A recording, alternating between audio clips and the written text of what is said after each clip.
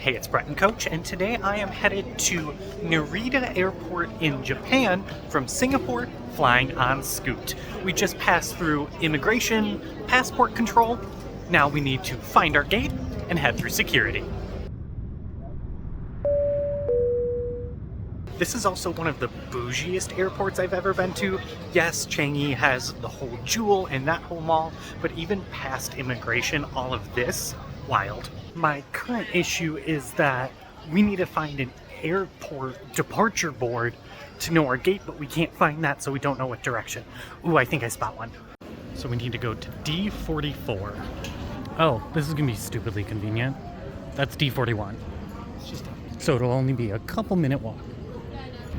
D44, where you actually do security right before you board the plane.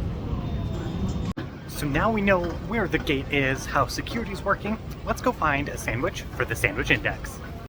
This is the sandwich index. So between 10 to 13 Singapore dollars for a sandwich, they looked pretty decently well sized and fresh. I'm not going to complain about that. I will still complain that I still do think it's too expensive for a sandwich, but I've seen worse for price. This concludes the sandwich index. Well, that's a huge gate change. That now says C23 instead of D44. In reality, it's not big of a deal, but it's like, I feel like I've been on my feet all day, and now I have to walk across the entire terminal. Pretty minor change if it was still D or even close, but no, it is opposite side of Terminal 1. Hey, at least it keeps it interesting and we get to see more of the airport. I think C only goes until 26, so when I say opposite end, opposite end.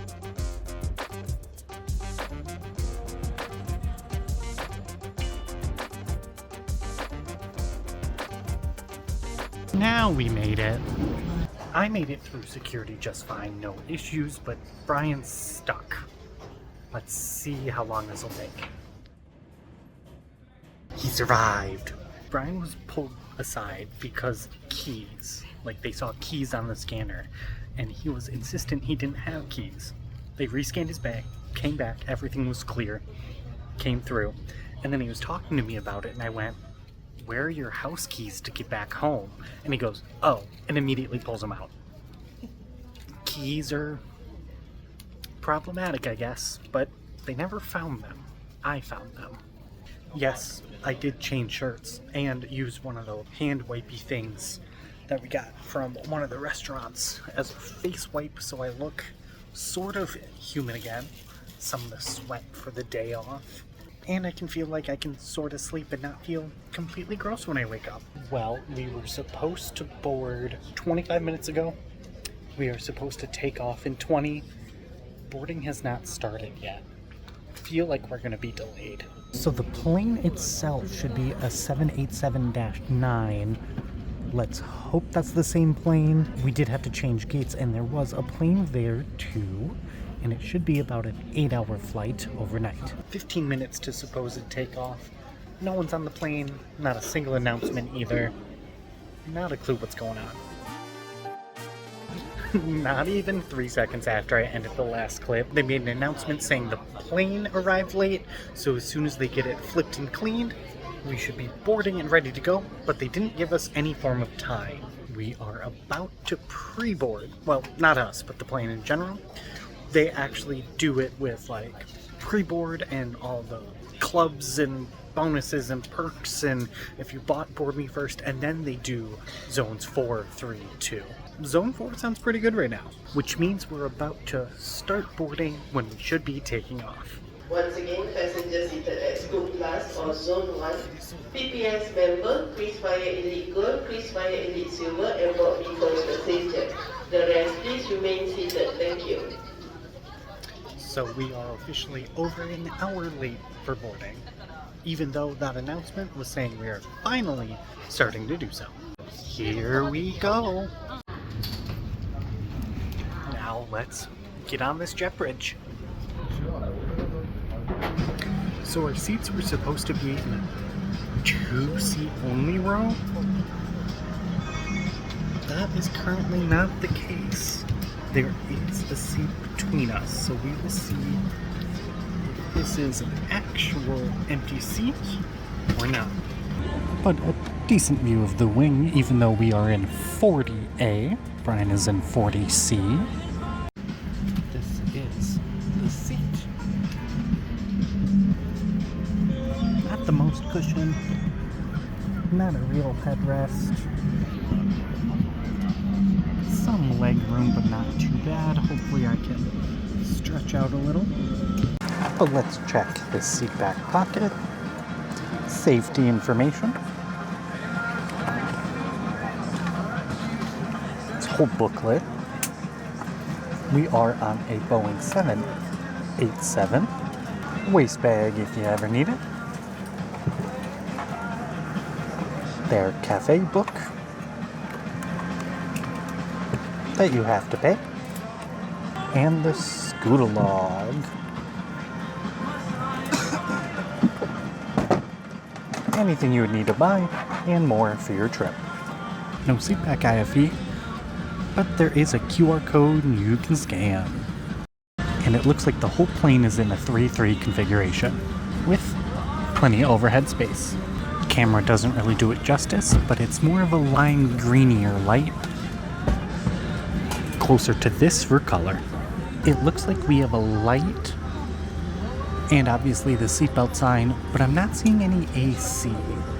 And I believe they did board back first, so hopefully still looking good for no one in the middle seat.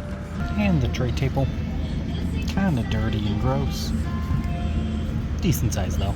Scoot, you're already on thin ice. We purposely bought a row of 2 seats. You change the plane and put someone in the middle. When we had to pay extra to pick seats and you pull a stunt like that, not cool. Not cool at all. Basically my plan is film takeoff and immediately try to get as much sleep as possible. So fingers crossed that will happen. But pretty soon we were actually pushing back off the gate, even though it did take a little bit of time. And then we were on the runway for takeoff, but that was exactly my plan and that came to fruition as well. Filmed takeoff and immediately tried to take a nap.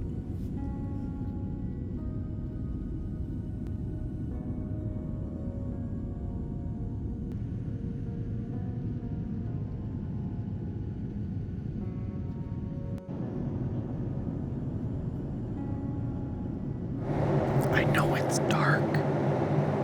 You can't really see me, but it is what it is.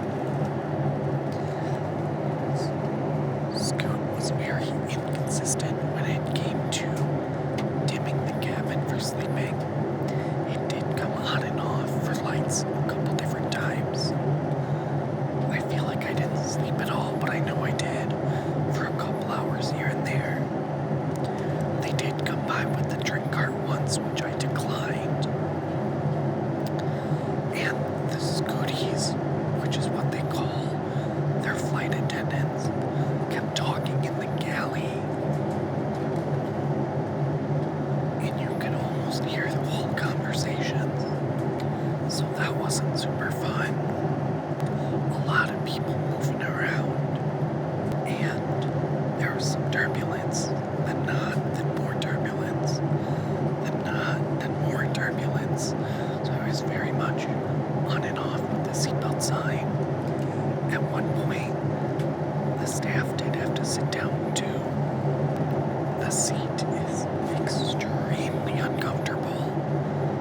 Very hard to find a comfortable sleeping position. The charging port or the plug below me does not work. Overall, just not a great experience. And I believe we're about 45 minutes out, so cabin crew is starting to close the cabin and we should head into final descent. Well, this has been Brett and Coach flying from Singapore to Narita, the airport in Tokyo. If you like this video, don't forget to hit like. Don't forget to leave a comment down below if you've ever flown Scoot before, and also hit subscribe. And I will see you next time in Coach. Also, let me know what you would do in this situation because we didn't get the exact seats that we paid extra for. Should I message Scoot and reach out, or should I just let it be and not worry about it?